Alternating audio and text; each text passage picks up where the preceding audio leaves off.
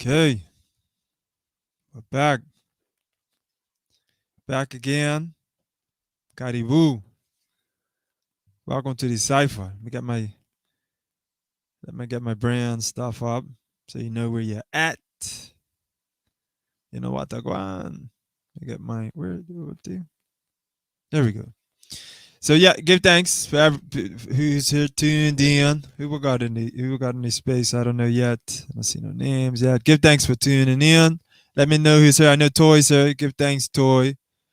Bless up for coming back. You look like you're gonna be a regular. I know that science is deep through your blood.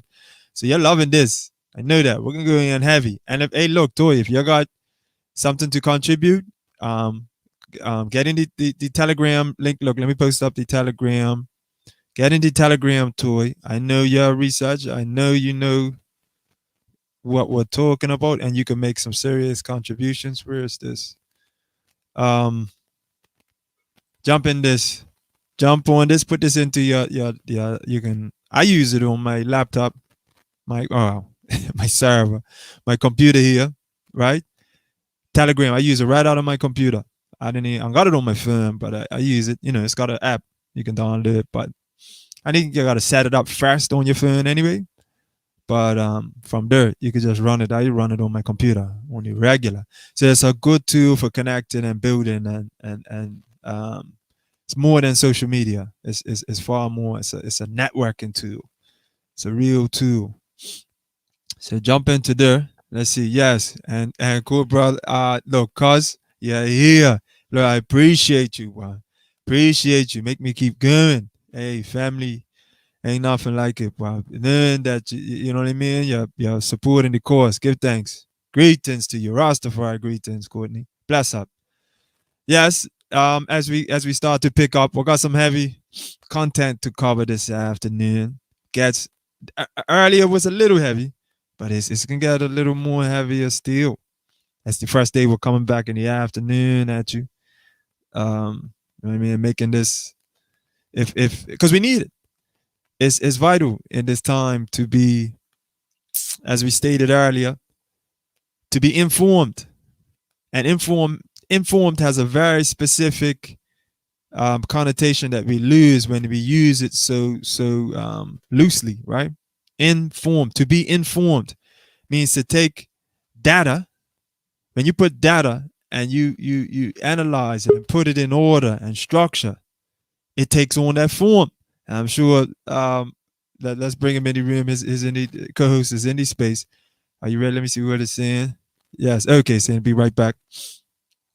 So when you take data, right? Data, just collecting data, that's not information yet. This is a big deal. That's not information yet. It becomes information when you put it in a graph, a diagram or something. Then it goes in formation. Then you get informed, right? When you can line it up and you can see trends, you can see, you know what I mean? Where this is coming from, and make projections of where it's going, because it's information. You plotted it out in some way, and that's what we're gonna be about. We're gonna take this. They don't give us access to the data. That's the biggest problem. They give us this already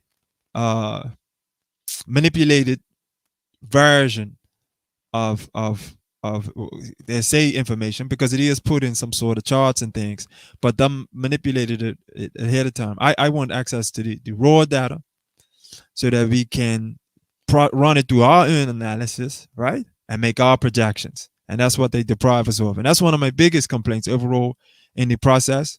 The officials that are involved in this whole setting out the pandemic response, they've done a disservice to science. Anybody that's been in, got that background, they're doing a disservice. It leaves a distaste in your mouth to see this going on. With all the funding in a country like Bermuda, with all the funding we have, that they put in to support this mess that's going on, it's a mess. So it's an utter mess. That the second you're on, wow, you know what I mean. This is we're going into the 14th, 15th month of it since this burst onto the scene. Well, in Bermuda, wow, it's been about 18 months that is supposedly been in existence. You know what I mean? So I'm wondering, you guys want to do breathing, or you want to get in and out and do just a quick afternoon session just to cover that material? Let me know how you want to cover this. Morris will be back in a sec. I think he took his mic off of mute. Let me see. Let me bring him in and see if it's there. You there? Peace and love. Can you hear me? Yes, I'm got you. Yes. We got you. So I'm asking the audience is here. We got 8 people in the room so far. It looks like. Hey, you could call me Frankie too. I'm not just trying to hide my name or nothing. I just want to put Moorish out there because I want that to start resonating with people. Just the whole concept of Moorish. So that's why I've got the flag up, and that's why I've got the name as Moorish LB. Just to start getting that those words resonating with people more and more. So I'm not trying to be anonymous like that. it's more or less a technique I'm trying to use. The same technique that's been used on us, which is repetition, right? I'm trying to do my part to repeat positive and relevant messages. Hi, Toy.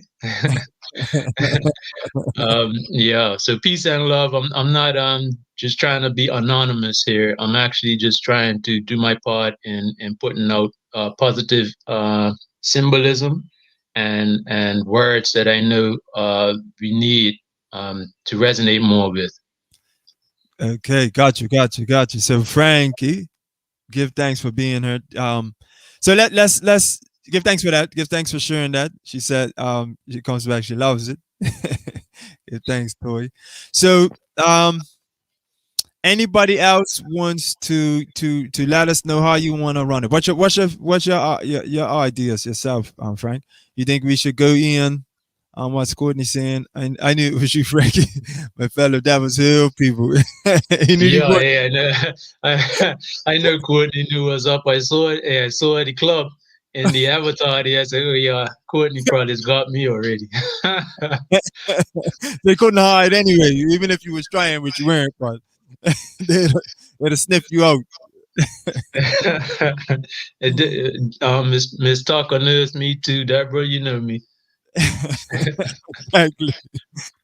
So yeah, as we remove that little bit of doubt, who Moorish Institute is, yes, give thanks for clearing that up for the people and giving me the freedom to be able to call you what I know you by, Frankie. So on them levels, yeah, do we want to go in heavy on the science? Do we want to, and before they do that, do we want to do the breathing, practice the breathing? Is it that's going to stretch it out too long? Do we want to just go in for an hour real quick, 2 to 3, over wide open? Because people are here. I'm here. I'm committed to the cause, and ready to respond to what the people are saying. So let me know how you want to proceed. Should we bring up the breathing and go in deep? I think so, but I don't want to hold you. You got access to it. I can share the link. I think Dr. Chapman shared it the other day in the chat. I can share it with you. That specific breathing, but you can just look up pranayama breathing, 4-4 breathing, 4x4, 4 times 4 breathing, and there's tons of I'm going to say templates. Let's see.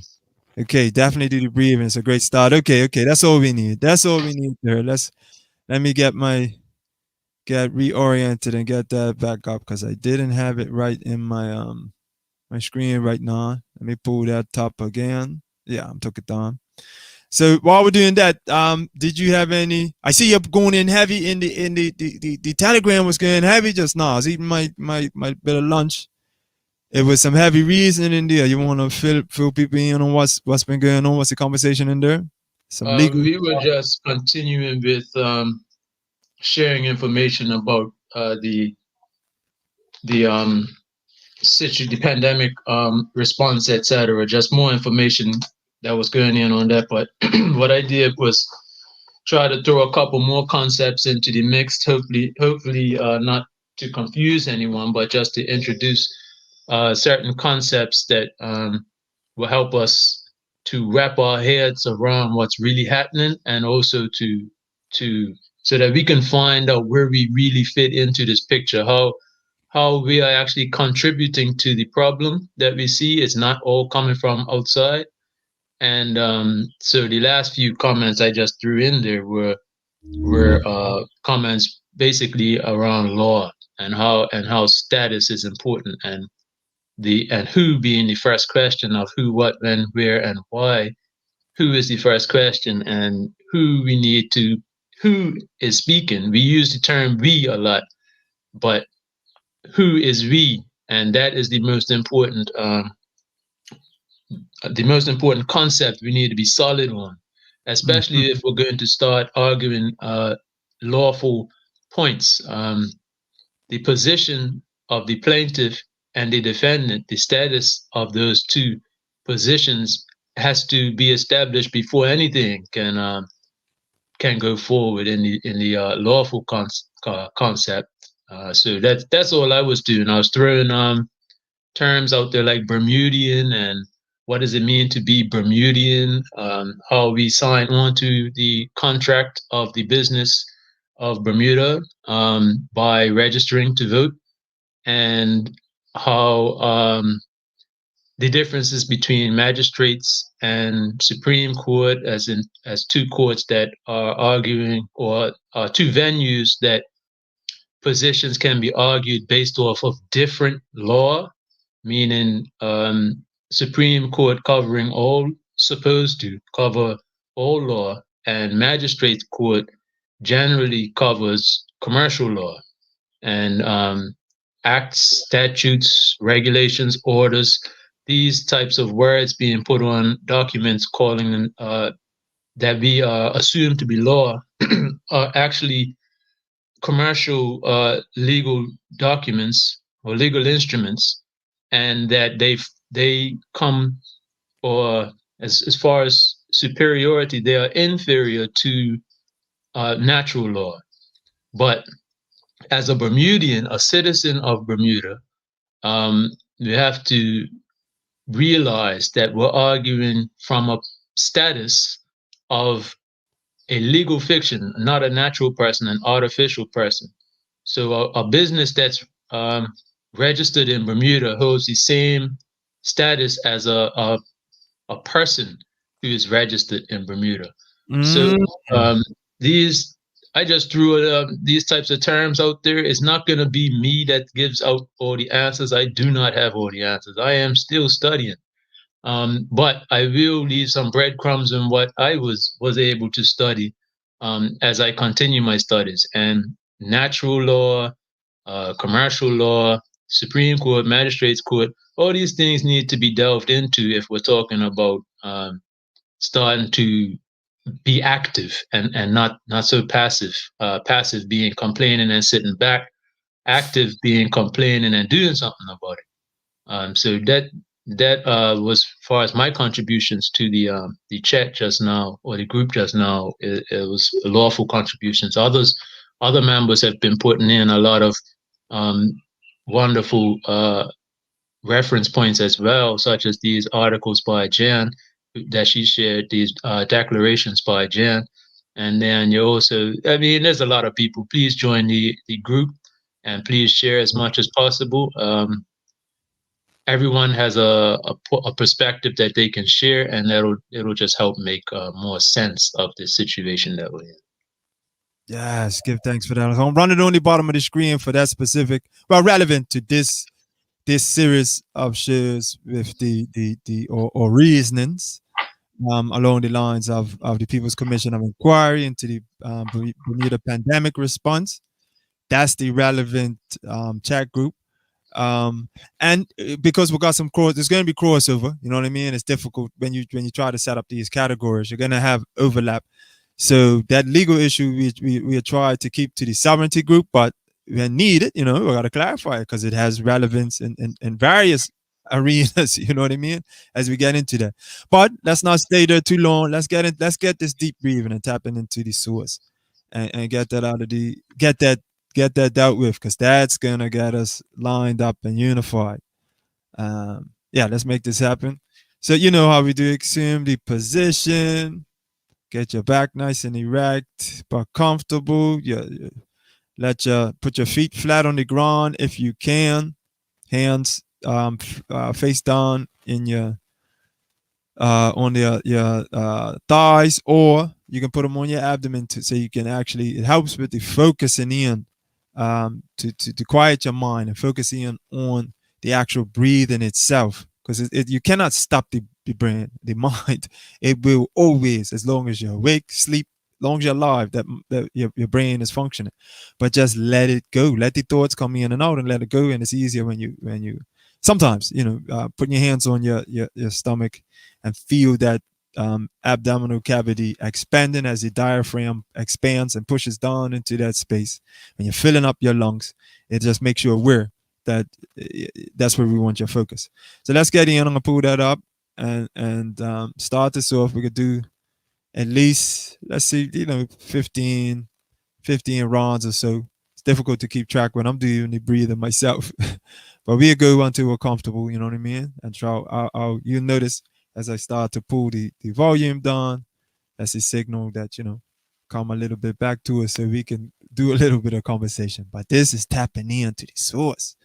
Let's go. Let's get this on. Let me pull this down. All right. Here we go.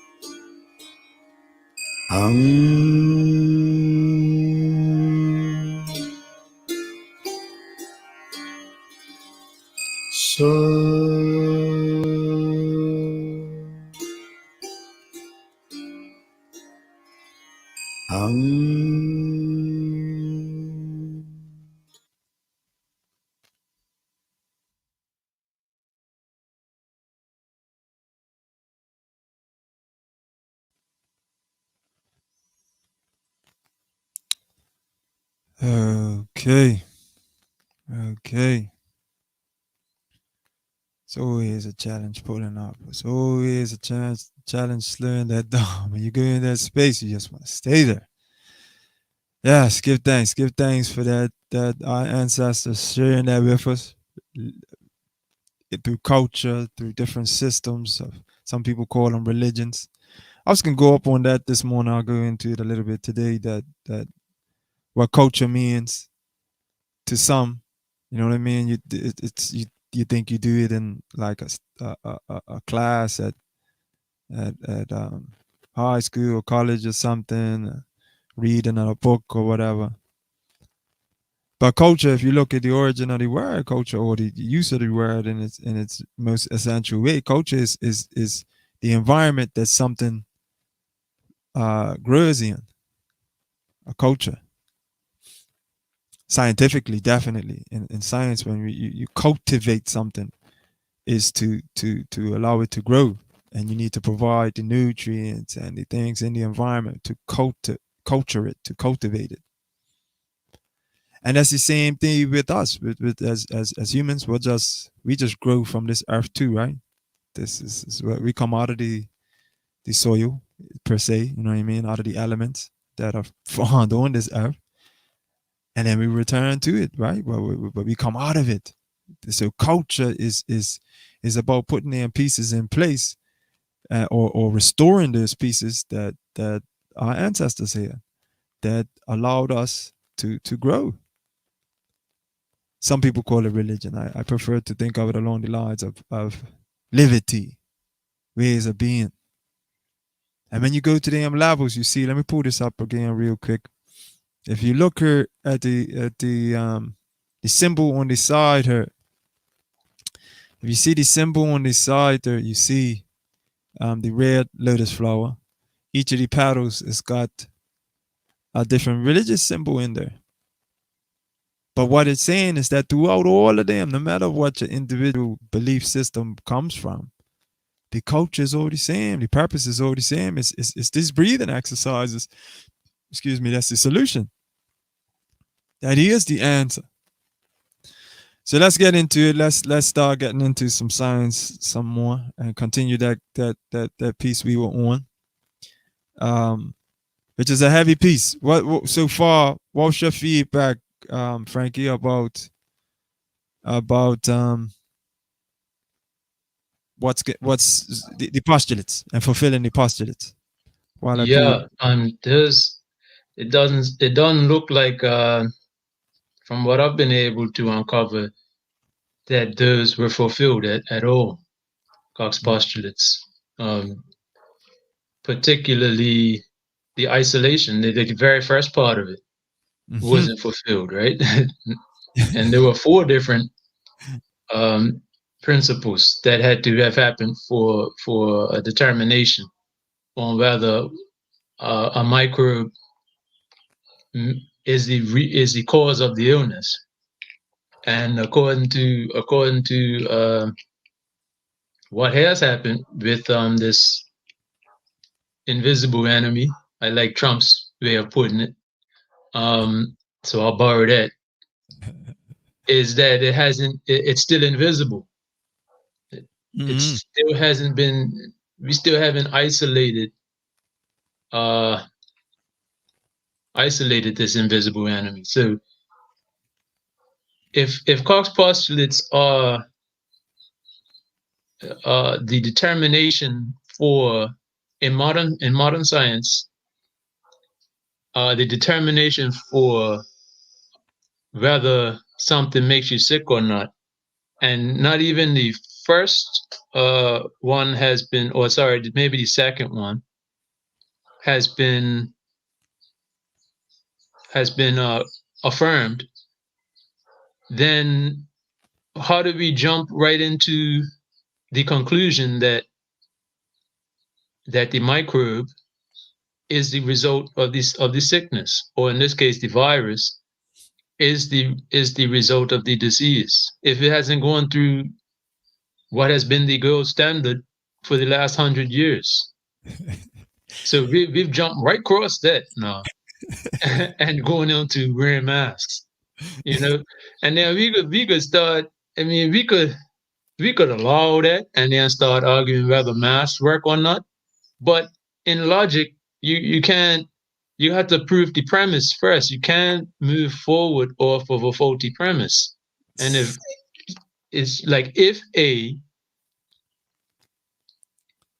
and if B, right? If do we haven't done the if yet? Right. we can't even talk about equals C yet, but we haven't even shown the if A yet. So we keep jumping past the principle, the gold standard, basically the principal requirements in order to make a conclusion. We've gone straight through them.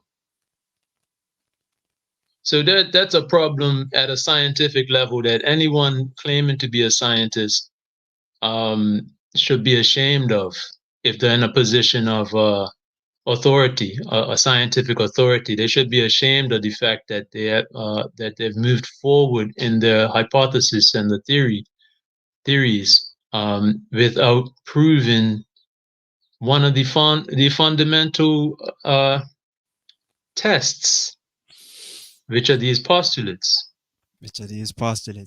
Benchmarks or criteria. Benchmark. That's a good one. Benchmark. That you know what I mean? Because it's there's some leeway in her in reaching it. It doesn't just, you don't just do it once. Oh, we did the first postulate. No, you gotta do it over and over, repeat it, and it has to keep going. It has to keep going. I mean, even in the first one, right? You see there, the microbe is present in each case of the disease. So that's saying each case, right? You gotta repeat it. You're in first postulate for time, for a region of, a length of time. establishing just the first postulate, just the first benchmark, the first criteria being accomplished. Has it been isolated? Have you even found any diseased specimens, right, or individuals? Let me stop confusing my terms. In your the diseased individuals, have you found and been able to isolate, and not even talk about the purification, because that level is not even included in here. That's where this whole first postulate goes up on all other levels, because the purification part of this is significantly difficult. Meaning, you take a blood sample, a urine sample, what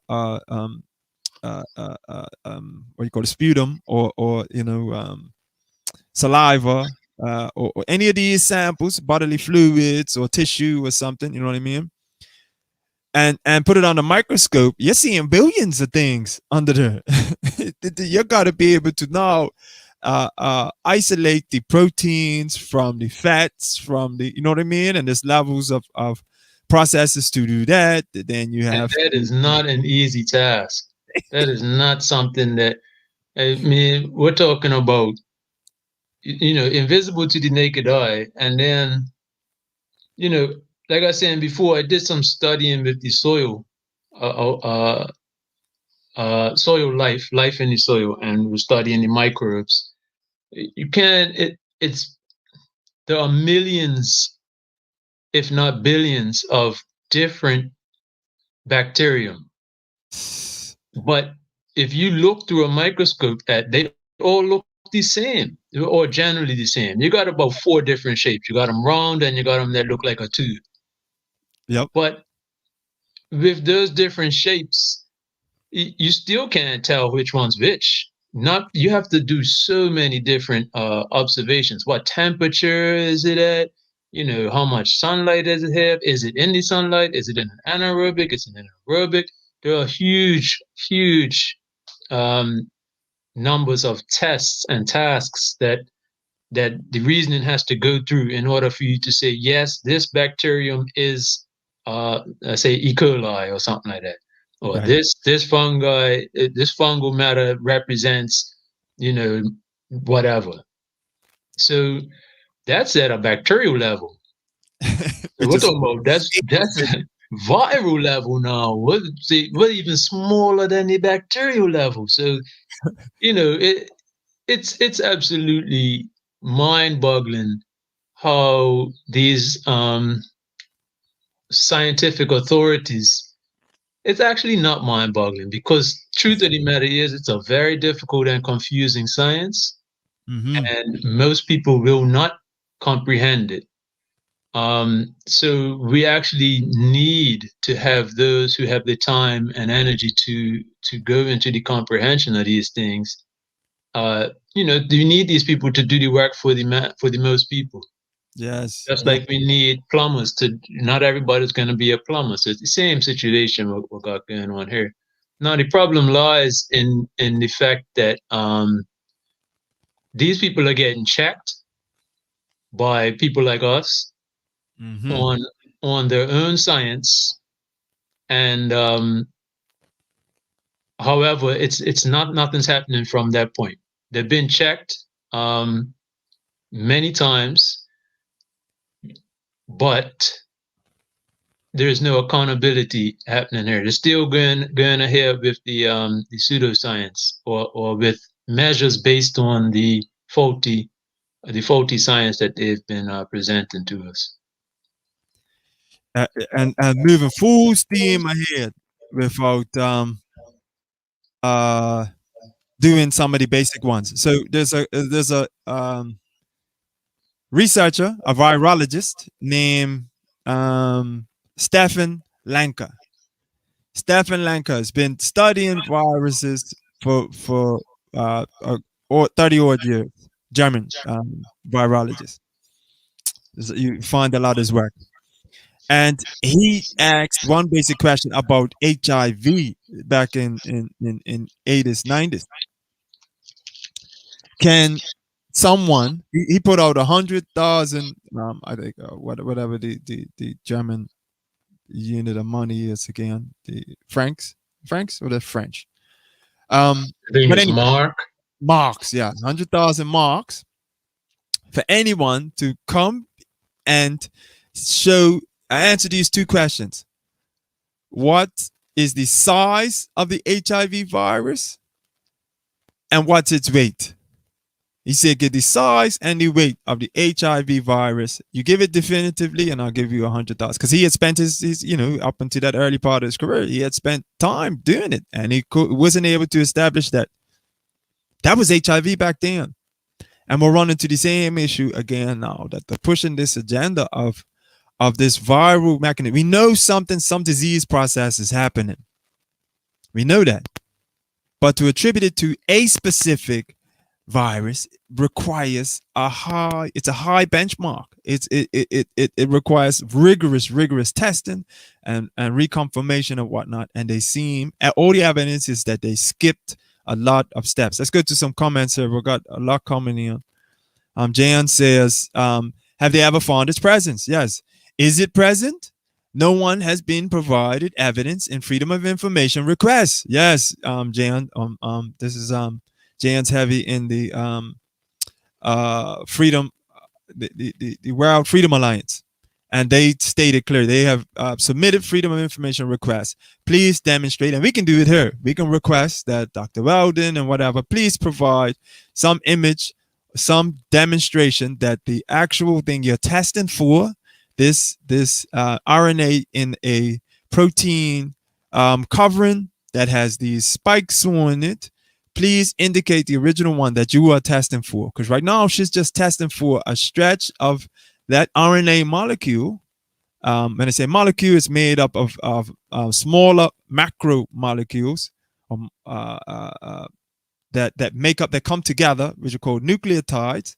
And you put them nucleotides all in a row and in different orders, right? The different base pairs, you put them together and you get a stretch of them, and then you put it has a head and a tail region, and that's what this test is testing for. And she's specifically testing for the S protein, the spike protein in this. She's specifically the test that's locally on the island is testing for, I think it's the N protein or the H one, N or the H, regardless the point, whatever they call it. It's only a the base, the stretch of a length of like 70 base pairs, right, long, when a whole viral genome is in the thousands, 3,500, along those lines. She's only looking for like 75. And Karis Mullis, the one who developed the PCR reaction, the polymerase chain reaction, which is just a layup technique. When I was, in studying in school, all we use that is to amplify the amount of substance that we have so that we can do multiple experiments on it, right? Because you got to repeat this over and over. You need to see it happen hundreds of times to say, yes, this.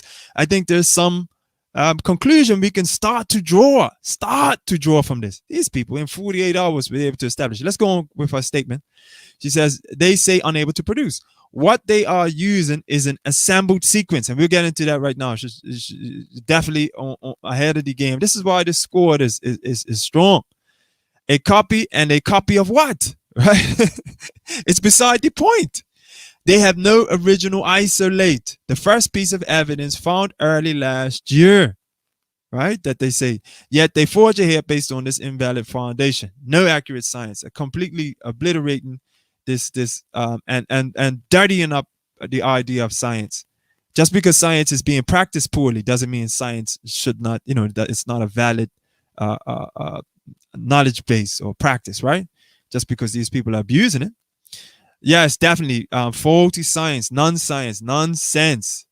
Lovely. I like how you made that correlation, non-science and nonsense, right? That is correct. That is correct. Non-science and nonsense is correct too. Like in the construction of the word, they both equal the same thing. Yeah. Beautiful. I love how she did that. Courtney says, and nobody's done it yet. No, none of them. We're on a year on, and nobody's answered that requirement. I'm going to tell you, they haven't did it for HIV yet. as I'm studying right now, the HIV virus that they talk about is only in a registry. You can see it online as a patent, but you ask them to demonstrate the weight and size and weight of the HIV virus itself, and you got difficulties because this is it. First off, you got when I was gonna mention earlier, as you described, there's different shapes, right? They represent different phyla or families of bacteria. And you talk about families of bacteria, right? As you develop them arms of the genetic um, code that's based in there, right? There's regions of it because there's variability. Because bacteria they multiply so fast, and there's potential for mutation every time its genetic code is transcribed, right? Transcribed. Yes, Right. exactly. Based on its environment too. Based on its environment. Yeah, it can modify itself, you know what I mean? Based on the environment, right? These are big pieces that they're just skipping over and assuming that, well, we're not going to do the due diligence and verify it and ask these questions. That's what they're assuming. Mal de Prigozhin. When in fear, right? False evidence appearing real. Anything is possible, and the rules don't apply seemingly, right? That said, we should question man-made law. Oh, it's just into the law piece, right? As it is man-made. Natural law, on the other hand, all right, not certain. We should question. Yeah, sometimes the messages come in a, and I'm trying to follow it. Right, Toys, I think, is talking about exactly in terms of them not ever isolating, purifying and isolating, which are two steps, which either of them are tremendously difficult. Purification of your sample takes time. Purifying, and then you got to repeat it, and then isolate it, and then confirm what you're isolating, and then demonstrate that it causes disease, not correlated, not just present during disease, which is what they say, the COVID, dying with COVID. You can't, that's not, you're attributing causation to just have the person dying, and they could have been, died in an accident, whatever, hit by a truck. They get to the autopsy room.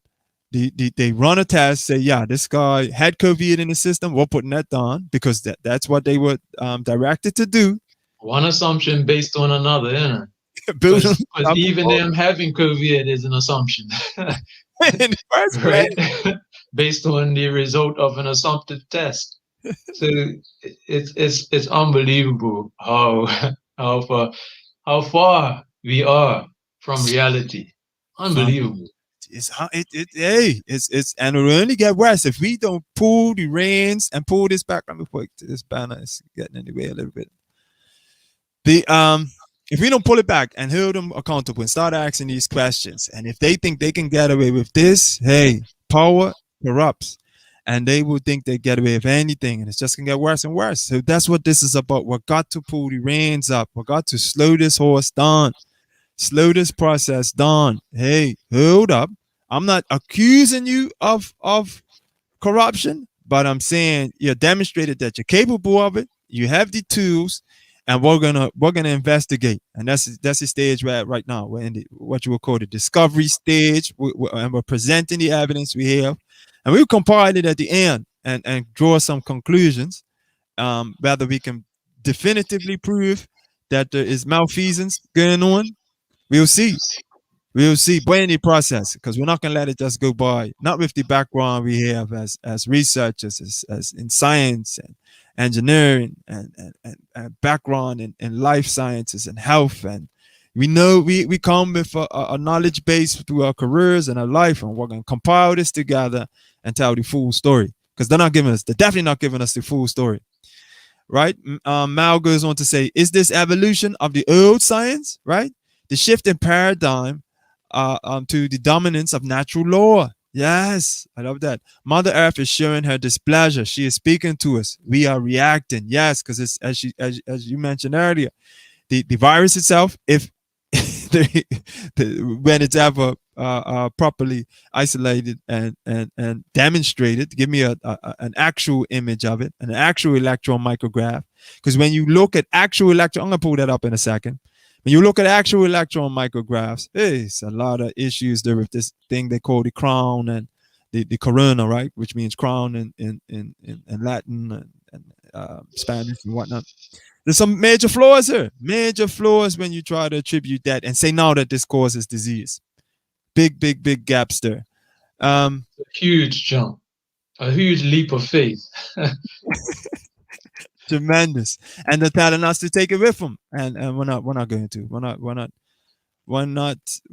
going to go along that way. So we spent whole last week demonstrating the PCR test and the before this whole issue. So anybody that's been paying attention here, we was ahead of the game, and we've been ahead. I mean, we had this information from months and months ago, but just started to bring it out present on this show, and this, you know what I mean, as we unveil our findings.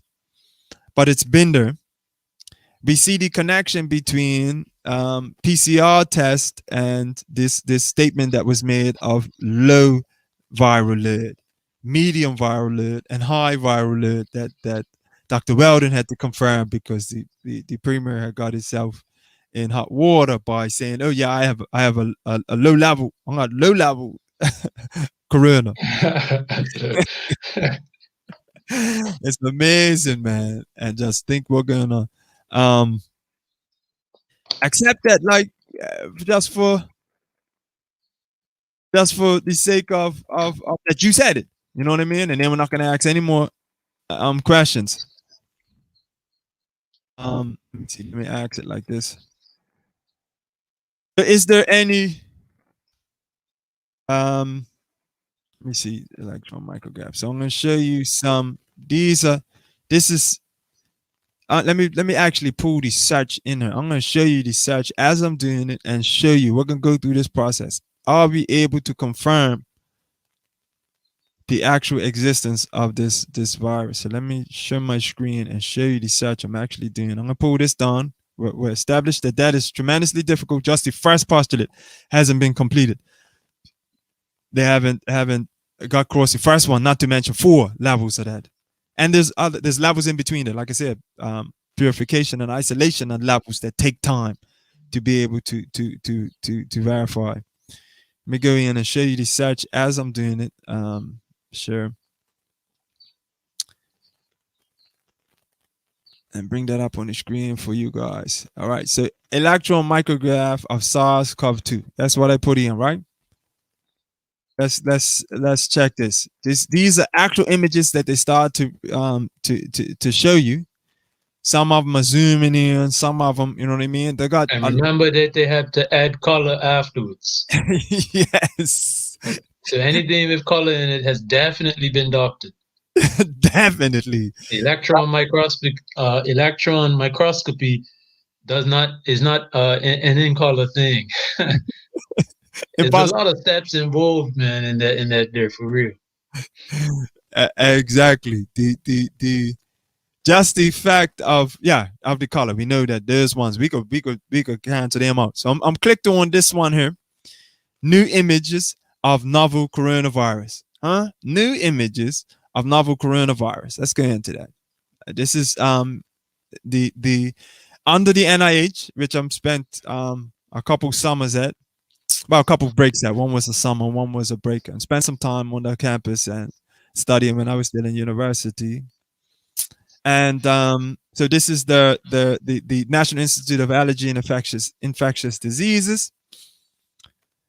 And this page says new images of novel coronavirus are now available. This is February 13th, 2020. It says this scanning electron microscope image shows SARS-CoV-2 in the yellow, also known as 2000 nCoV, the virus that causes COVID-19, isolated from a patient in the US. Now, what happened to the one isolated, or the original one that they developed the test off of? That's the critical one we want to know. And I don't have all of that material right now to pull up. I could go through the process of trying to reproduce that search, and where it leads us, because it leads us into, what's his name? The scientist that he was French, and he made the first. He was attributed to make. Pasteur. Pasteur was way back. This guy right now, presently, with this coronavirus pandemic stuff. Oh, I'm not familiar with. The guy, see, yeah.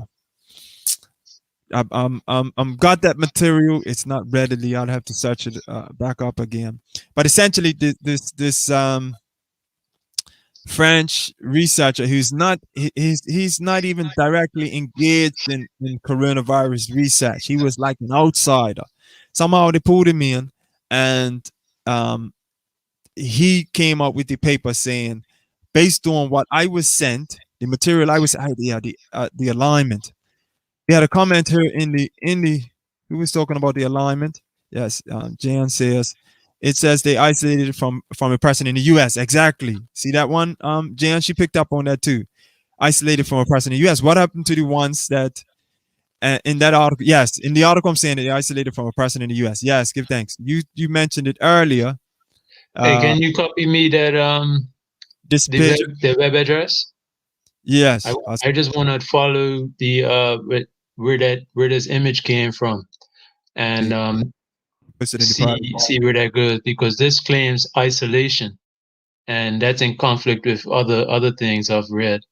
But real quick before I go over my journey following this site, note see the second paragraph. Note that the images do not look much different from MERS-CoV. Interesting. Very interesting. I'm just doing this search randomly to demonstrate the process for people, that it runs into a dead end, and that some of these terms start to they will make a statement like that, but then it when you investigate and you pry and you go deeper, the skip steps. So we know from top that colored image and all of like that, there's been doctoring going on. There's doctoring going on. So I sent you the link in. I'm got it. I'm on my journey now. Okay. What I was all right. So there's this within 48 hours of receiving this, what's called an alignment. Let's go into that. I'm gonna search. And I have the other paper on that. Let me pull that up real quick. Let's go into that document. It's in here. No, it's not. It is over here. No, not there either. I do that. The issue right behind that one. All right, so I'm gonna pull this one down really quickly, and we're gonna come back to this. We haven't left this one alone. This is the heavy stuff, guys. If you're in on this part, is we're diving deep. This is getting into the existence of this thing at all. So bear with us as we attempt to do, what they should be doing for you online, to show that this is reproducible, that we can do this process, that we're not doctoring up our presentation for you because we got some previous determination. We're gonna do this right in front of you, right? Let me pull up this paper. This is done by David Crow. Stop sharing that. And I'm gonna share this really quick.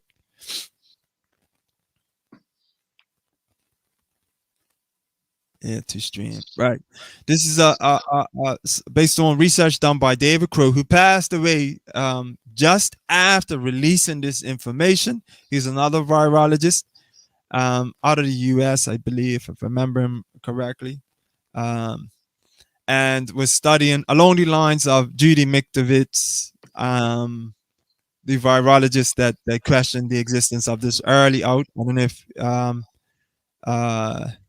you guys saw a Plandemic movie, which early in around April, May started to come out last year, 2020, that spoke a lot on this information. But this guy went on compiling. We're gonna go through, read a little bit of it, and demonstrate his thinking, and follow his thinking, follow his logic as we go, which serves some of the holes, and then we'll come back to that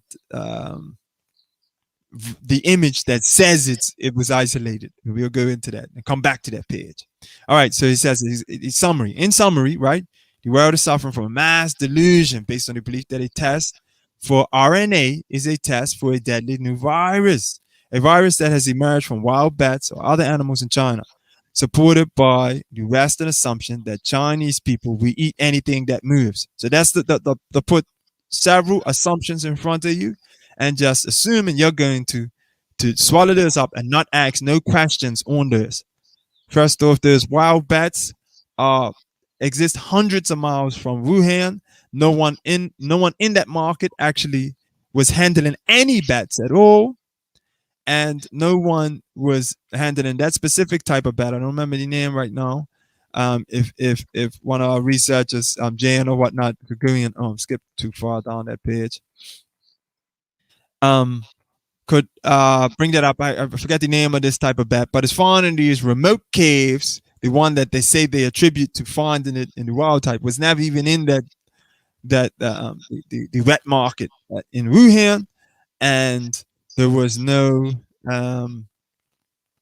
they didn't in that region. They didn't have a habit of eating bats or consuming them or using them for ceremonies or anything.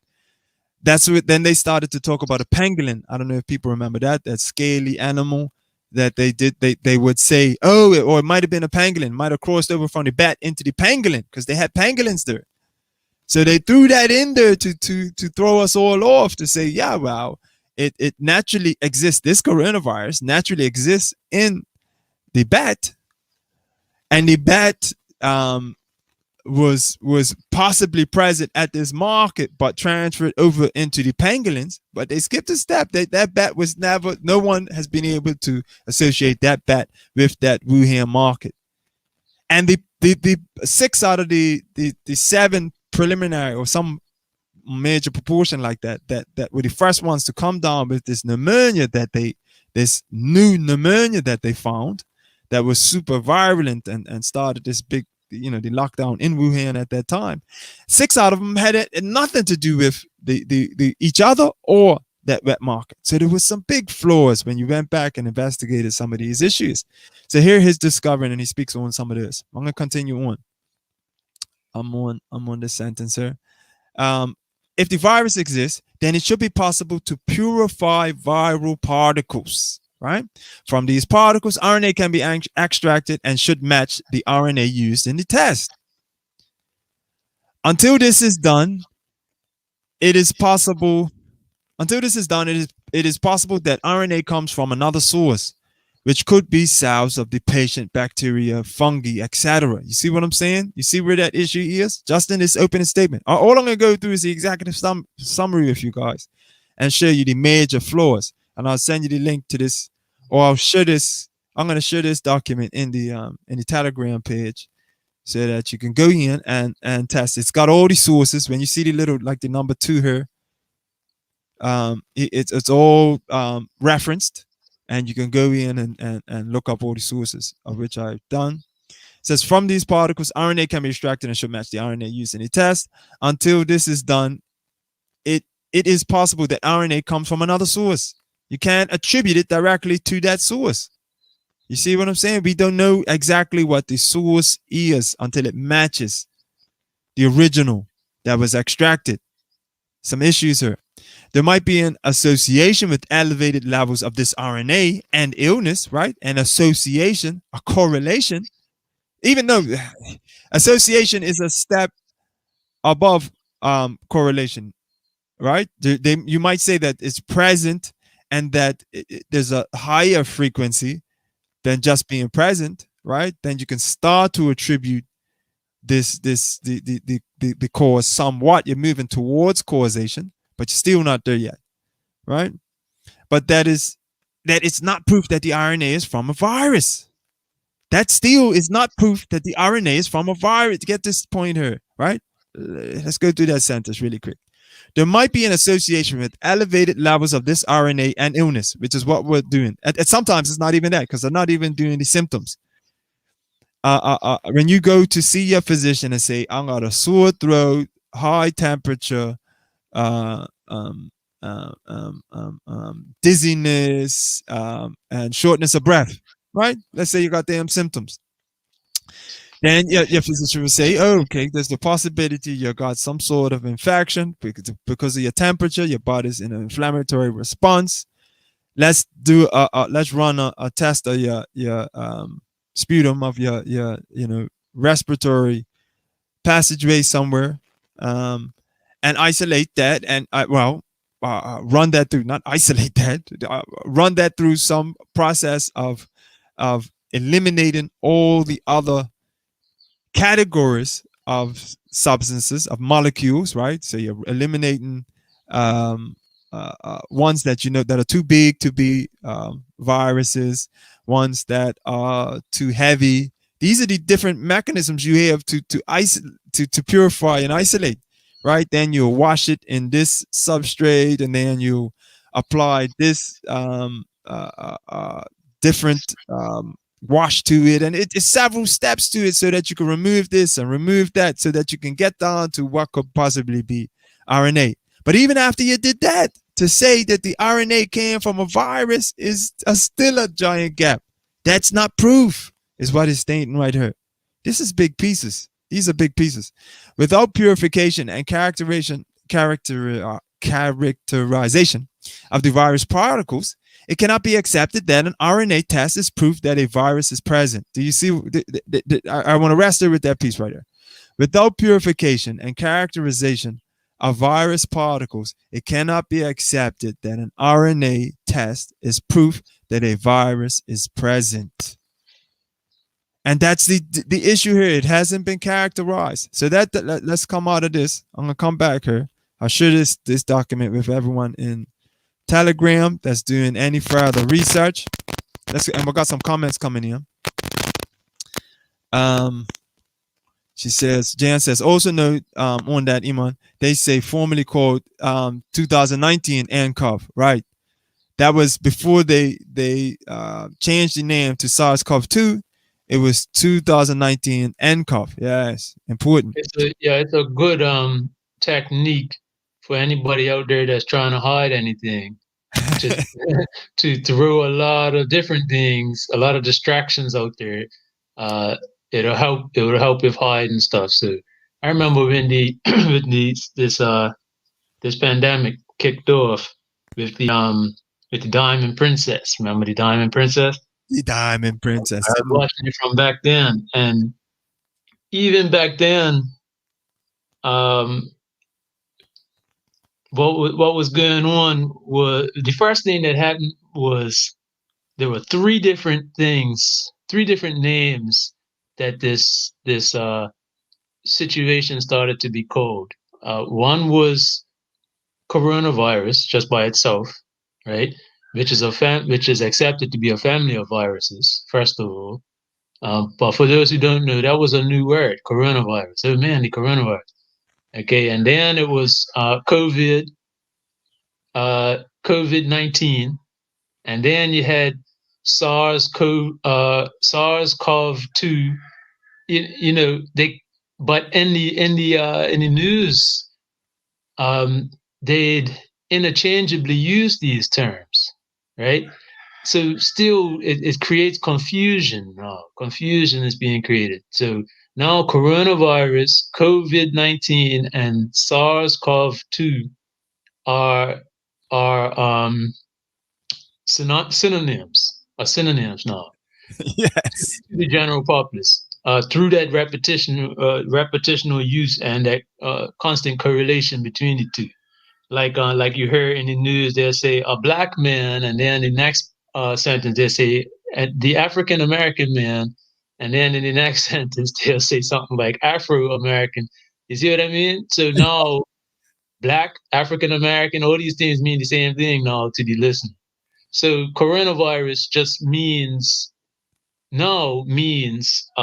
deadly disease to the average listener. When it couldn't be further from the truth. Yeah. But by throwing in a lot of these, by the mainstream narrative continually throwing in these terms and these different terms, different words and whatnot, it just adds to the confusion, and it makes it harder for people to make sense of what they're being told.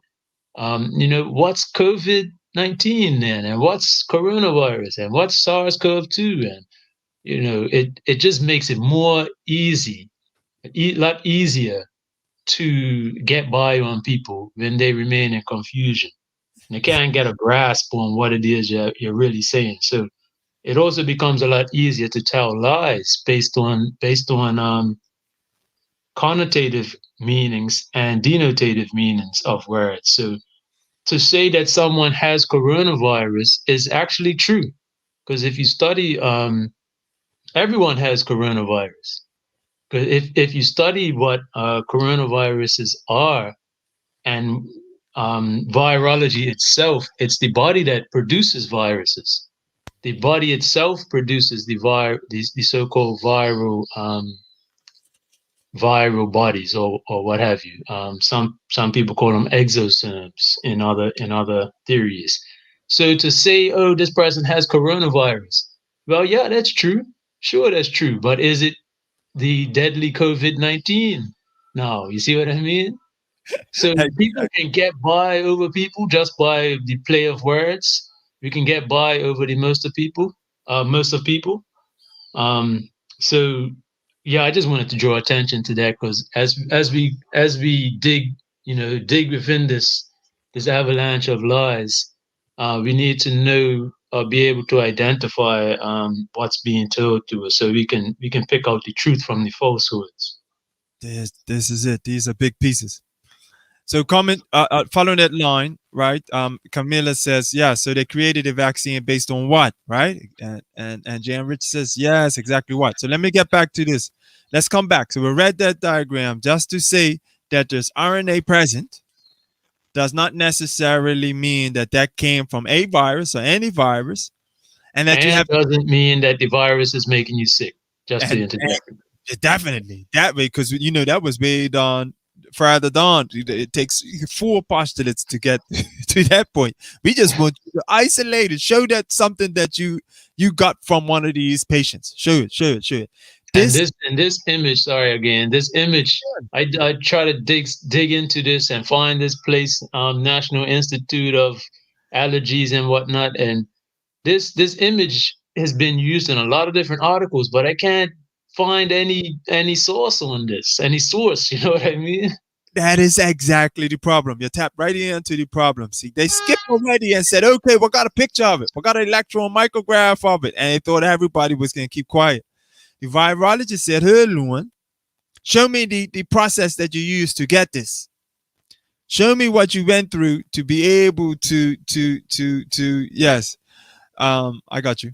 Show me the process that you went through to be able to do this so that we can reproduce it. Because that's what science does. That's what science says, right?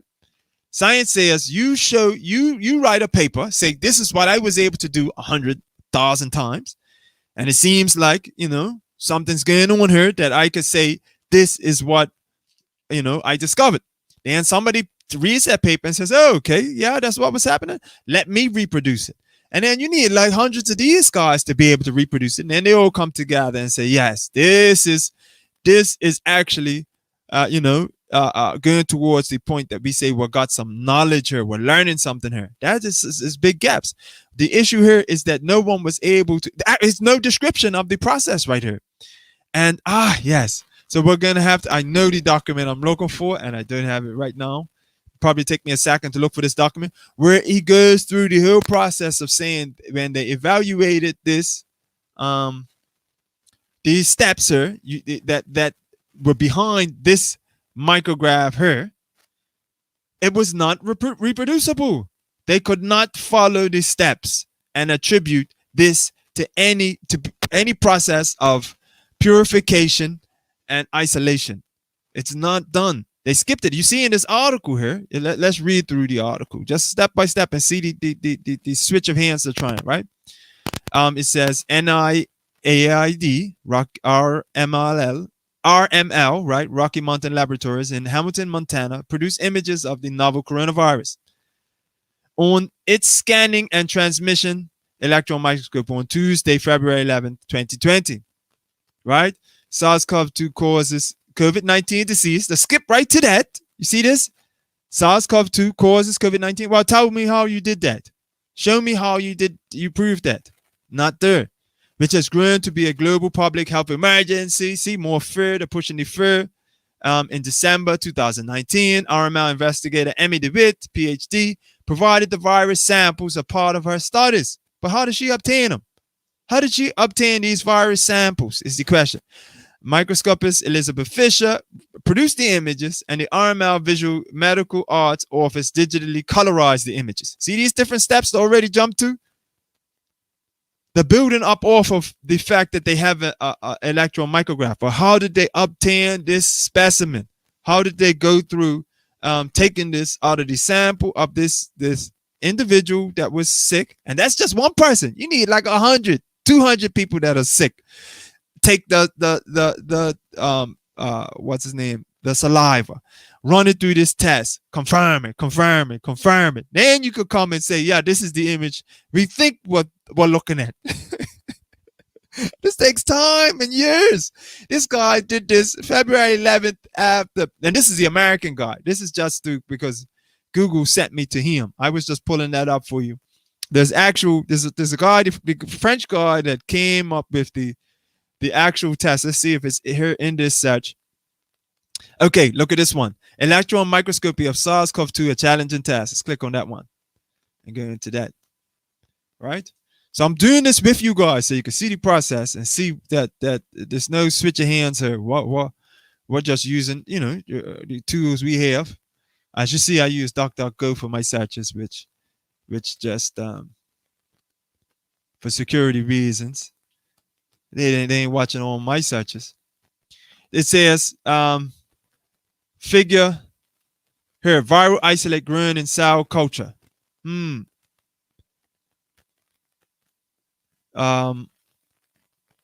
Similar article. Where's the actual article? What's happening here? Electron microscopy is subsequent to a challenging task. Affiliations, expand. Let me see, expand. That's affiliations. Where's the actual article? Full text links. No abstract available. See what I'm saying? Where's the actual article? They show you the picture.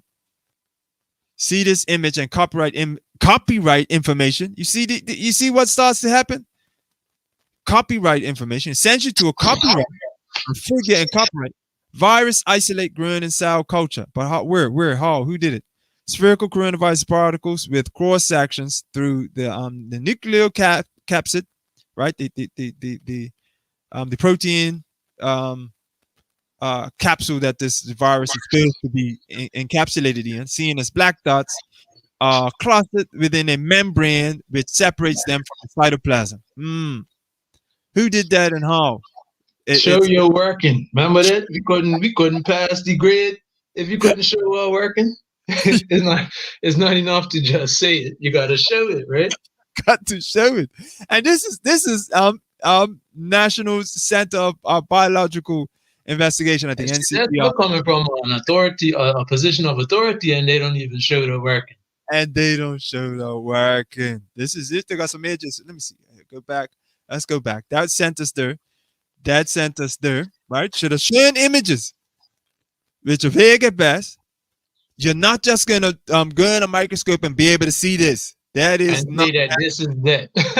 They even said on the article that it looks the same as a different type of coronavirus. It's like, so they're just disproving themselves. See, look, it just sends you to citations. It don't say it. The article don't even. Where's the article itself? I couldn't even find the body that calls itself whatever that is at the in the not footnote, the caption of that article. The original one, this one here. NIAID Rocky Mountain Laboratories, RML. Yeah, I've been looking for this place. I found an address or whatever, but they don't have a website or anything like that. It's crazy. Let's go. Let's accept all cookies. Yeah, it's a lot of switching of hands going on here.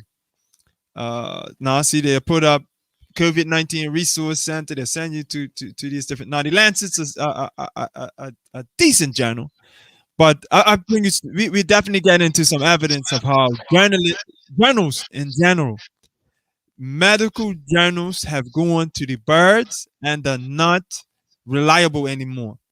It's just not reliable anymore. They have totally perverted this process of print, and we could listen to that Yeah, it's because going into clubism. The club. the the peer reviewed material has gone well. Who are the peers, right? Yeah. It may be peer reviewed, but who are these people's peers? Anyone that challenges their group is not one of their peers. So these medical journals have to also be taken with a grain of salt. We have to remember that there are people on the ends of these words, and people can and cannot be trusted. Both Both. they can and they cannot be trusted. So yeah, I'm with you on the state of these journals as well. Yeah, You know? it's to the door that they've been bought out. They and there's this term now, what's called what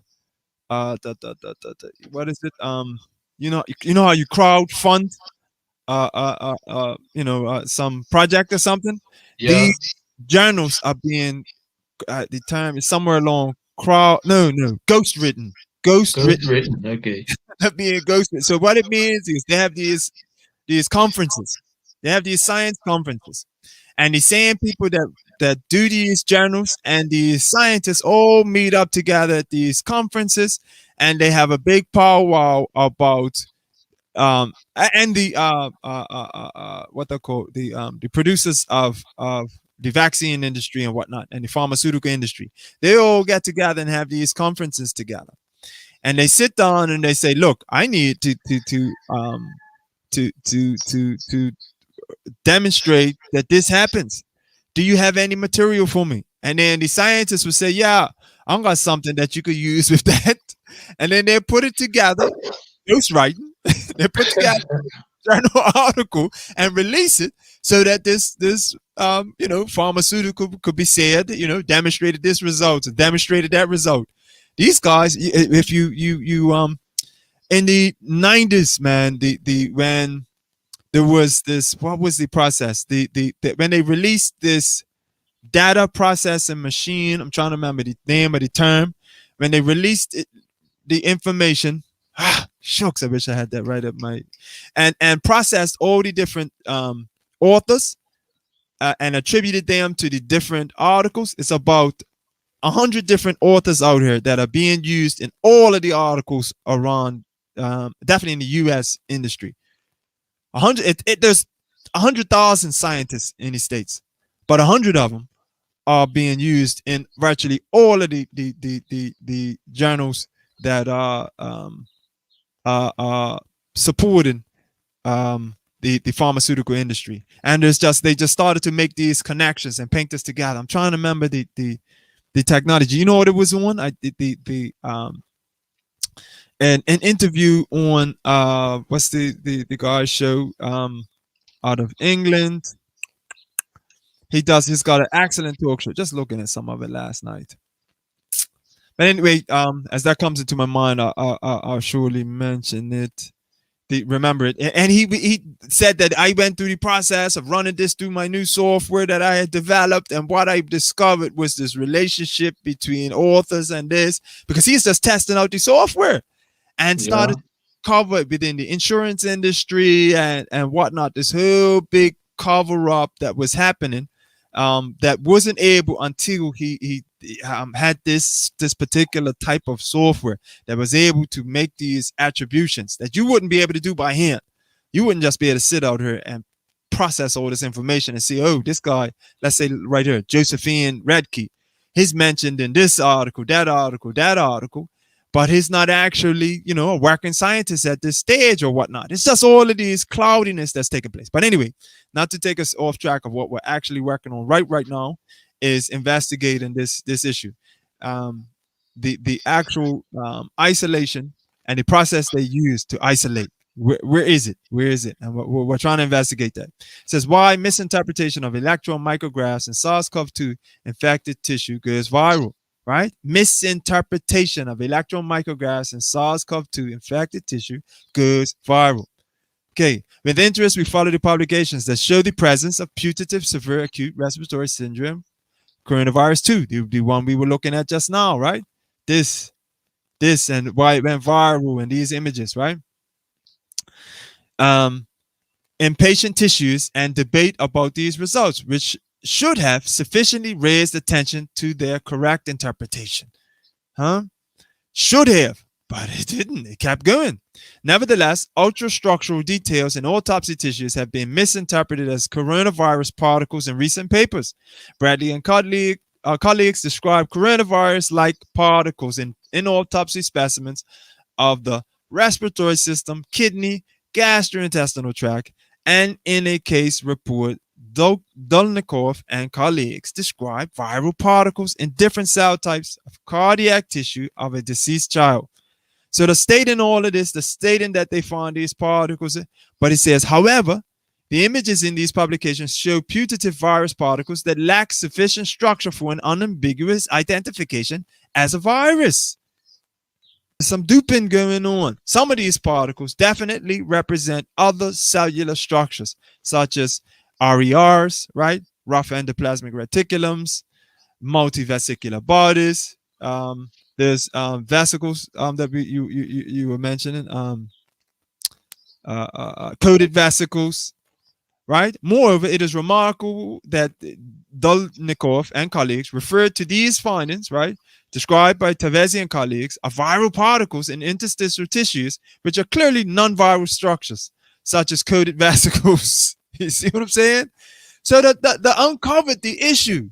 These people are duping you with one image and saying it's another image, but no one's called it out completely. Then this article just gets swallowed up. You're able to discover it, but why is there not a shift in the medical industry to say, or practical medical industry to say, look, we got to shift up because this is not what it's supposed to be, because it's too much money involved. What we're looking at is actually duplicated in other fields and areas of humanities activity, which is not dealing with something, an issue, but just pushing it to the side when another issue comes up. So if we look politically now in our past, how many issues have happened that haven't been resolved that we just push, sweep under the carpet because the next issue is thrust into our face?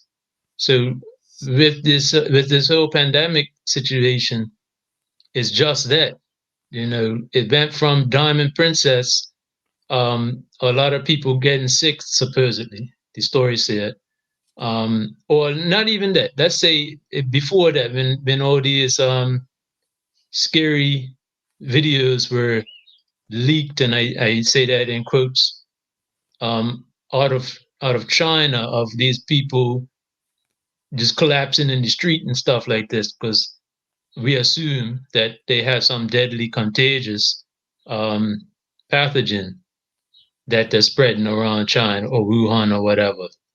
I remember those images coming out in like December or so, November, December, and that's what spooked most people.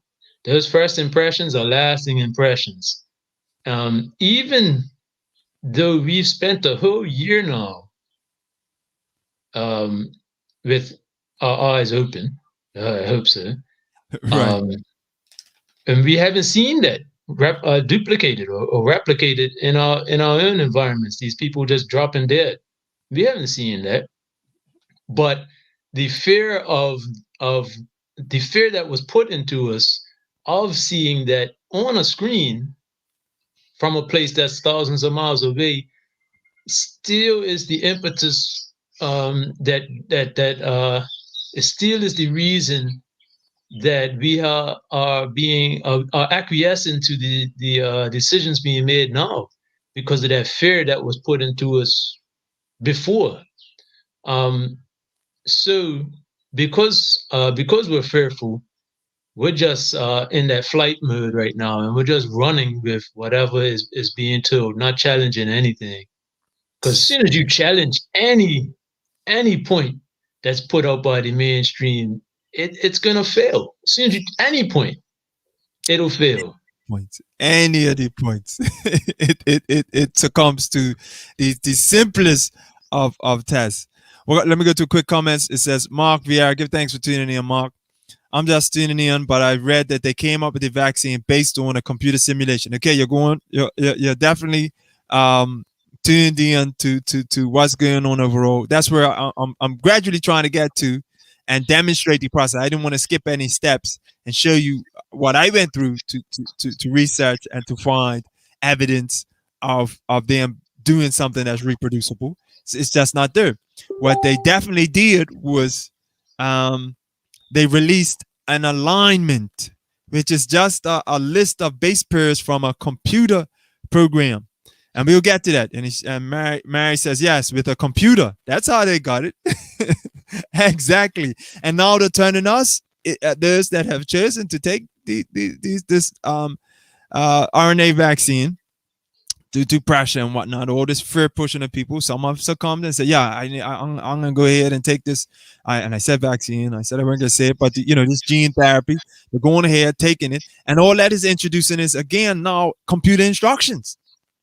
And they tell you that, right? Mark Vieira says, I find that people believe that they have been told by the system and are not being able to distinguish if it makes any sense. Because if they did, they would come to the conclusion that it's nonsense, right?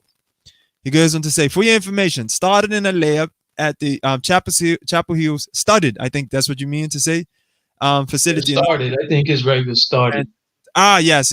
Started in a lab, Chapel Hills facility in North Carolina, then transferred to Wuhan, China. Dr. Fauci and Bill Gates had Obama to sign off on the big stuff. Give thanks for that, Mark. If you could send if you're in the Telegram, please show the sources for that so that we can corroborate it. You know what I mean? But that's definitely heavy. That's heavy. I'm seeing something relevant to that. I just want to definitely, and I'm sure you have too, Frankie, right? You're seeing that.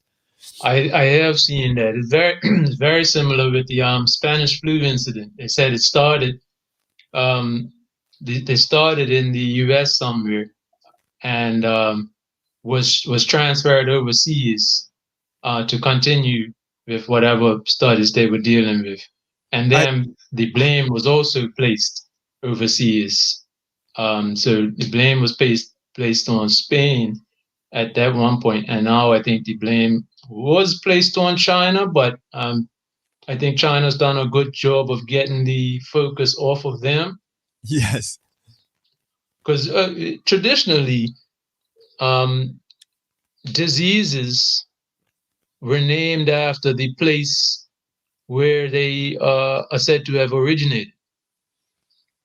Yes. This is actually the first time in a long time that a so-called disease is actually being called by its supposed scientific name. Normally, it's especially with these coronaviruses, it's Middle East coronavirus, South Africa.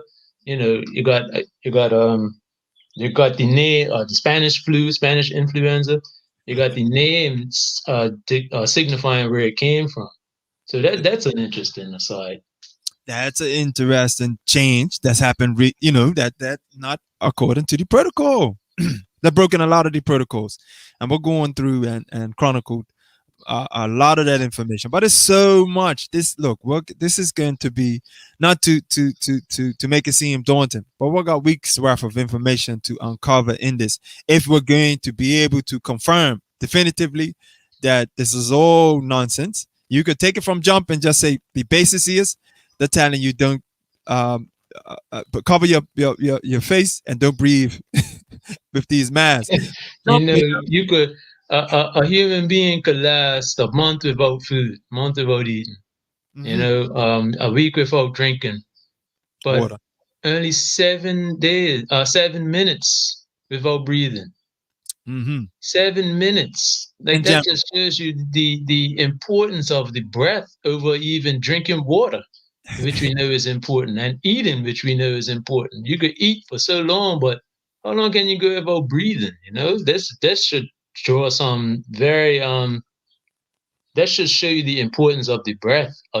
Just you can't go a day without breathing, but you could definitely go, a little while without water. You might feel thirsty, but that pales in comparison to what you feel when you don't breathe. Exactly. And they're telling us don't breathe. Or at least they're telling us breathe back in your exhaust. Right?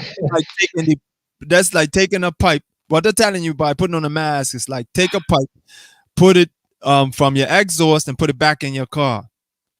Right? Ain't gonna work. Ain't gonna work. You ain't gonna make it too far like that. It cause a lot of problems.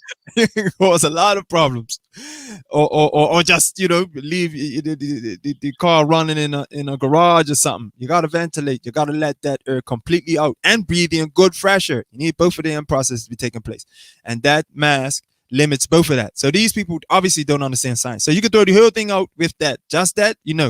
This science is way off. But when you dig deeper, and for the sake of proving this case completely, we're gonna dig all the way deep. Courtney says started at Fort Detrick. I think it's referring to the Spanish flu, right? From vaccinations given to soldiers, it then spread when they went off to World War One. Yeah, that's a big piece. A lot of research had to do to uncover that.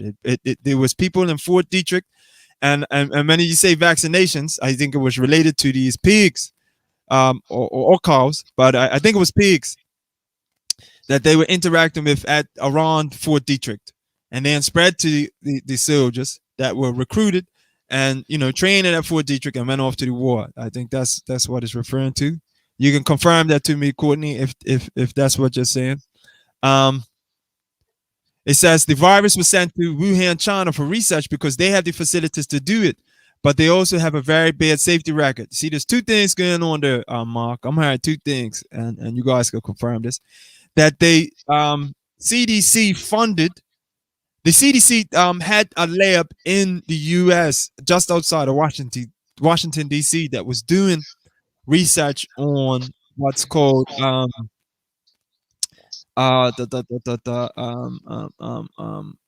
it's somewhere along. I can't remember the exact term. Increasing the power of viruses, basically. What's the term? Yeah. Basically making it more. They were testing out to see whether or not they could alter the virus to make it more virulent or make it more pathogenic, right? Something about increasing capacity. What's the word, man? Judy McDavidis was directly involved in that research. During that whole process, this is during HIV days, right? She blew the whistle on them, and they exposed her. So you look up Judy McDavidis. She was definitely central in all of that they were doing just outside of DC. And then some people in the US area start to come down with these mystery pneumonias, right? So they packed up. CDC said, look, we can't do this research in US anymore because people are going to figure it out. And soon afterwards, all of this funding, which was related to Gates, took place, and then you had this center developing in Wuhan, which continued that same research. What is the title? It was just on the tip of my tongue just now. It'll come as soon as I try not to think about it. And that this was taking place. So I similar to what you're saying here, Mark. That they had the facilities in Wuhan to do it. Yes, it started in the U.S. though in terms of research. This activity adding this ability for different viruses just to see if it's possible, they say, so that then they could develop vaccines against it. And that's where all those patents for these viruses take place, because they say, yeah, well, we need a patent on this because we're working on it. It's just crazy. Why would you need a patent on something if it's naturally occurring? You can't have a patent on something if it's naturally occurring. It's illegal. So there's a conflict of interest on that. Either it's natural or you don't have a patent. You can't have it natural and have a patent. So that's another logical test that this doesn't pass. right?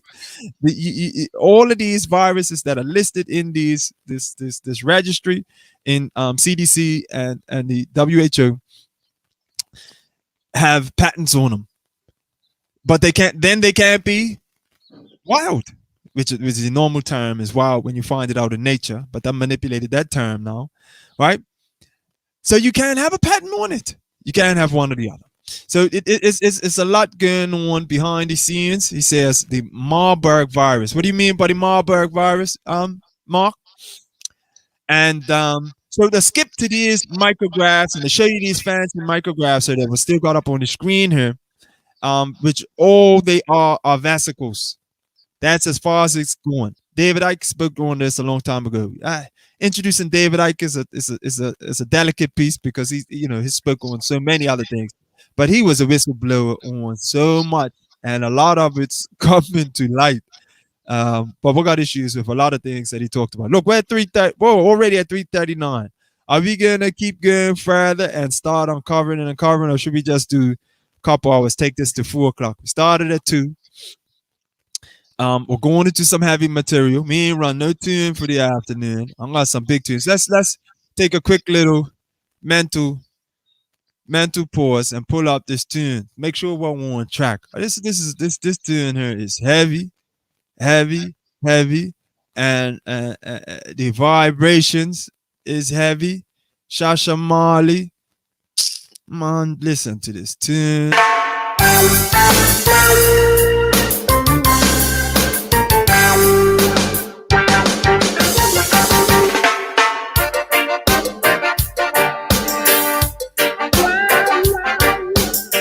Listen to the lyrics in this track, man. Shasha man. Politicians are destroying the world, destroying our planet Earth, destroying the ozone layer with them weapons of mass destruction, making the earth a very hot place to live in. Hotter than Mercury, the planet closer to the sun. Hey, shame on you guys. Shame on you guys. Shame on you guys. Shame on you guys, politicians. Shame on you.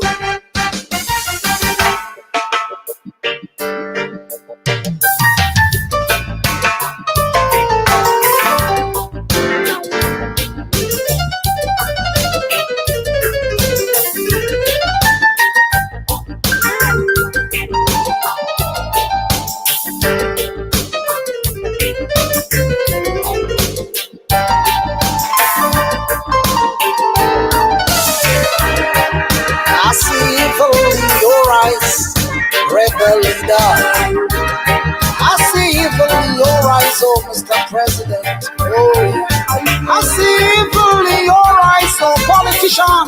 Cause anytime I see you on television, I see evil in your eyes, oh politician. I don't fear who. I don't fear who take. I don't fear who.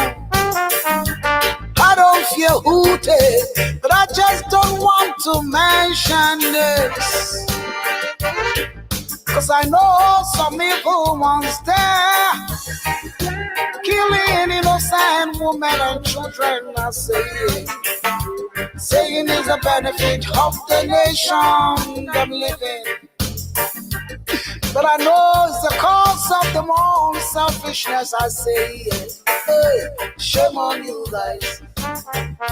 Shame on you guys. Shame on you guys. Shame on you guys, politicians. Holy Spirit dwells on you, Mandela.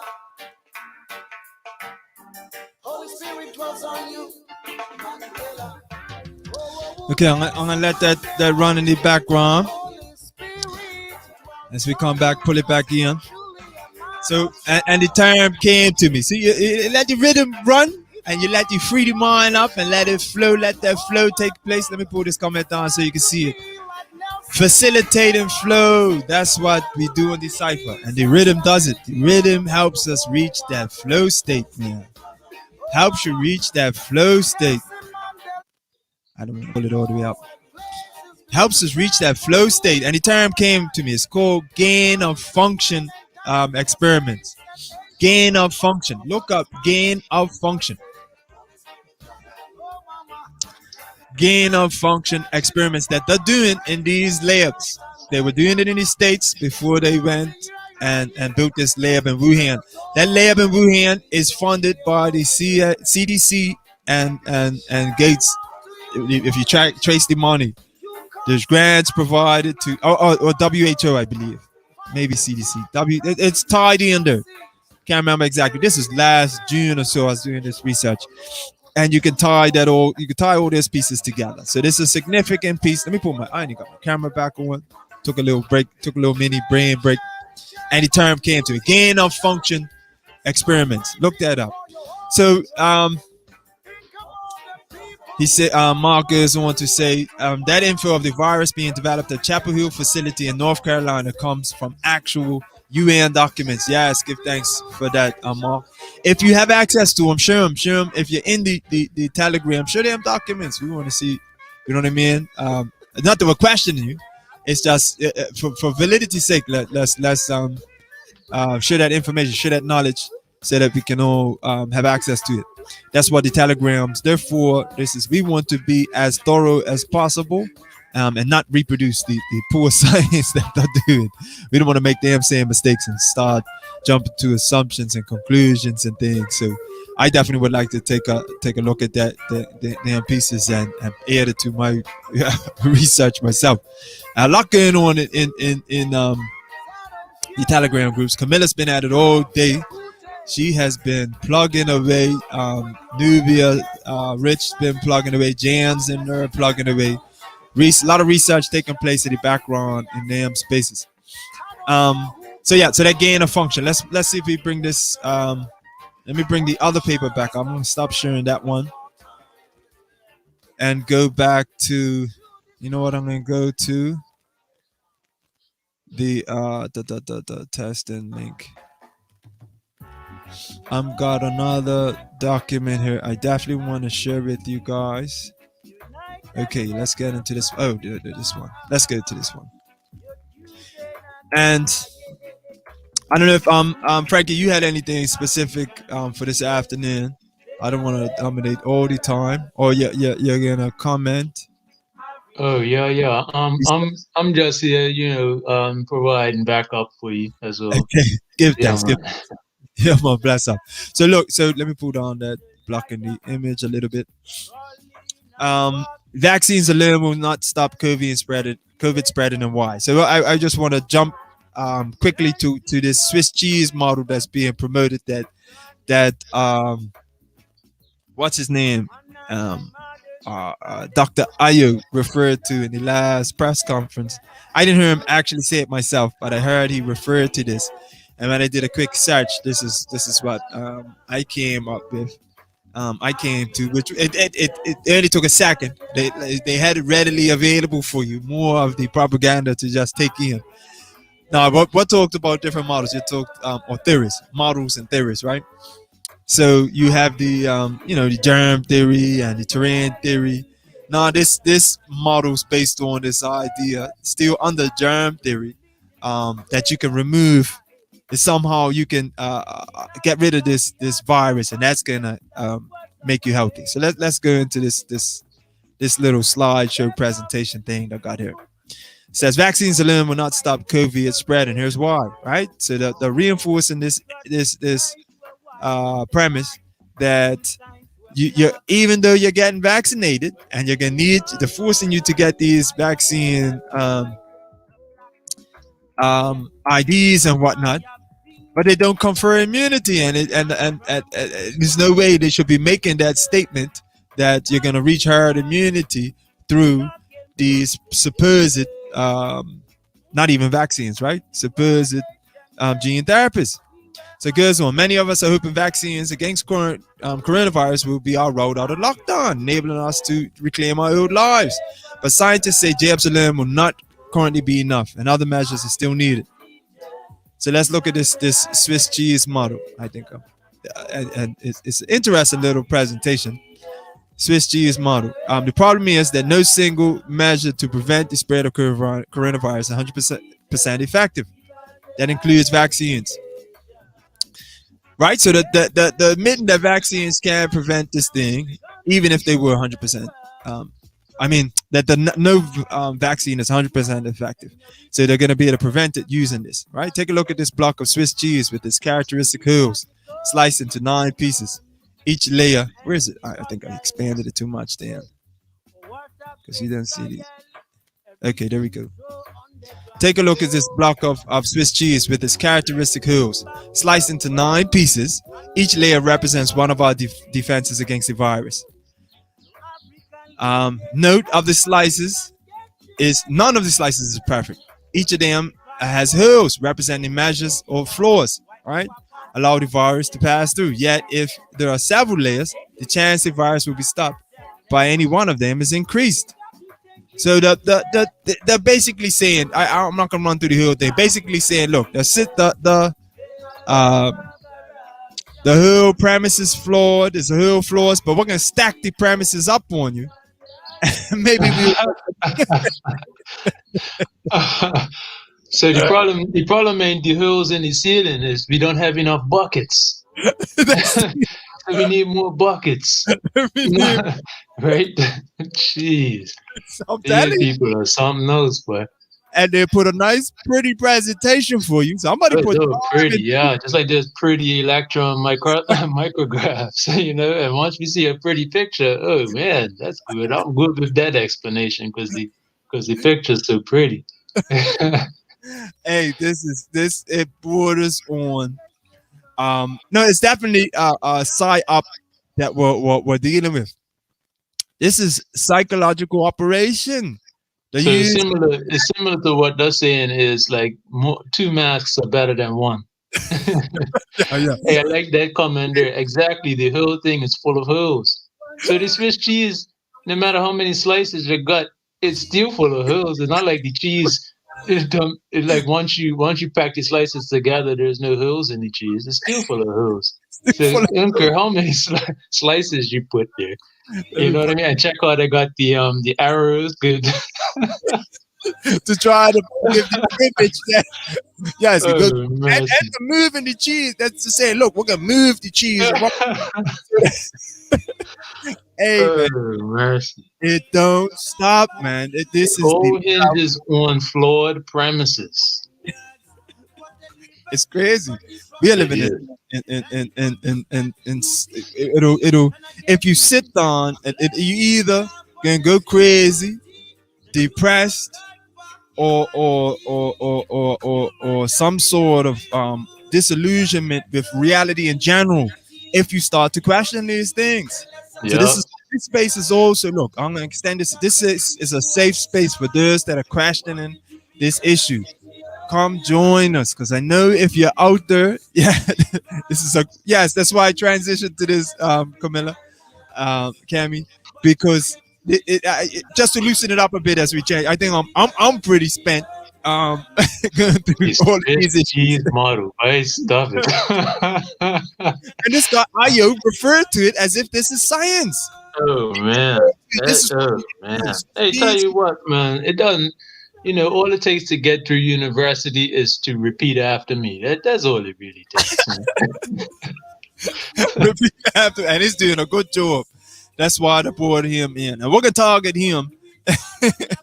So he says, yes, it's a comic book. This is comedy, really, when you really start to evaluate it, and you gotta laugh it off sometimes, because otherwise you can go crazy. Otherwise, you can go crazy, man. The terms they use and try to manipulate us with, man. If we're not careful, we will go crazy. Yeah, it's easy to fall into the trap. So it's so easy. The trap is a lot of holes. See, there's a lot of holes to fall in. And I gotta layer it up. Okay, complete this crazy doc. So Jan's got severe acute respiratory syndrome, coronavirus 2 isolate, Wuhan HU1, complete genome. This crazy doc shows that it was assembled, pieced together like a puzzle. Let me see if I can go.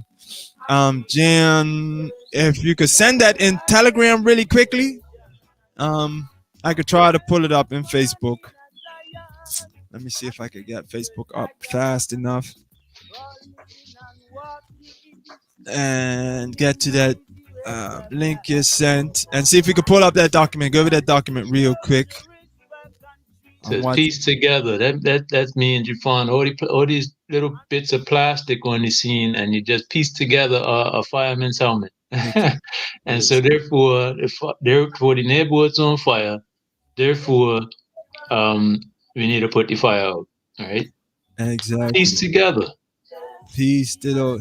It wasn't a whole. It's not a whole thing. It's something that we found little pieces of, and it's similar to, not to go way off, but it's similar to how we've accepted dinosaurs, right?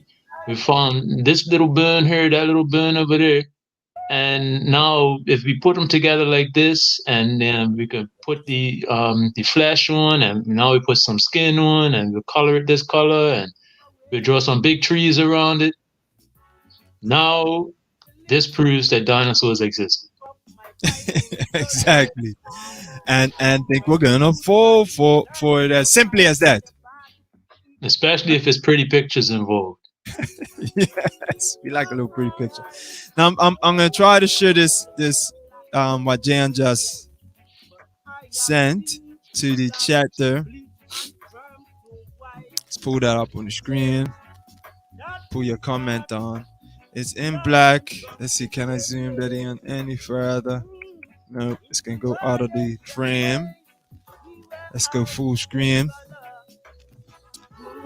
It's a little small for you guys to read. Hopefully you're picking it up there on the screen. It says our reference CSC. You see that? Thank you for your email. The information is in public assessment report. It gives the list of the report. A quality target product profile for the finished product who has been established. Take in consideration the WHO's target product profiles for COVID-19 vaccines. The DNA template used does not come directly from an isolated virus from an infected person. Should you require any further advice or assistance on this matter, please feel free to call that number or reply to this email. Then I'm referring to the reply. It says, "Dear Francis, leader. Just to add some, is that the same one? No. Just to add some further information. The DNA template, severe acute respiratory syndrome, coronavirus 2 GenBank, was generated via a combination of gene synthesis and recombinant DNA technology." You see what I'm saying? What this article is speaking on is that it was already pre-generated. That's a brilliant find, by the way, man. That's a brilliant find right there. Thank you for that. Hey, look, man, we got some serious researchers in her. And she's a healer. She's a researcher and a healer, Lioness Jan. I saw it yesterday. I saw that lioness in you, or felt it, because you didn't have the camera up, but we heard it in your voice when you started to get stern. Give thanks, Jan. That's a brilliant find, as Frankie. I'm just reiterating. Let's see. I got a commenter. To carry on the analogy, Frankie, you're right. There's a rage and fire. Humanity is burning, and the system wants us to focus on the match. Yeah, right. It's a burning fire, and they just want to see the match. The virus that started the fire. It's a burning fire, and they just want us to focus on the match. Right? We owe it to ourselves to put out the fire. We owe it to ourselves to heal. On that note, look, we're going heavy today. I'm gonna end it up here. I'm going to pull up, and we'll be back here again tomorrow morning. Tomorrow's Friday, where we normally just free up. I'll see how the meditation goes and see where we're going to take it in conversation. We'll see where the Telegram group is and talk about it and see if we continue on with the hearings or we're just going to free up. I think our minds need a little bit of freedom. Yeah, she says, give thanks. Yes, bless. No, give thanks for you being a part of this.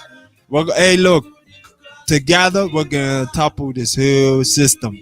We're gonna pull the whole thing down. Look, I'm gonna pull up this tune this big tune as we start to sign off. You got any closing words today, Frankie? Oh yeah, peace and love to all. Peace and love to all. Hope to see you again. I'm willing to continue as much as possible on in our struggle, you know. And I don't mean today, I just mean in general. In general, So, okay. Thank you for everybody who participated, and hope we can link up again. Man, give thanks for that. And give thanks for your participation. Give thanks. And your analogist, master of analogies. Give thanks. Making it simple, making it plain. Sometimes I get wrapped up in my own words. But it's good to have a teammate there to say, hey, hold on, let me show you a little simpler way. Give thanks. Appreciate you, bro. All right. So I'm going to pull up this tune. I'm going to push it up higher. Listen to the lyrics here. This is Black Prophet, African Leaders. Listen to the lyrics. The lyrics are just... Your children are crying. African leaders, stay away from corruption. African teachers, give us the right education.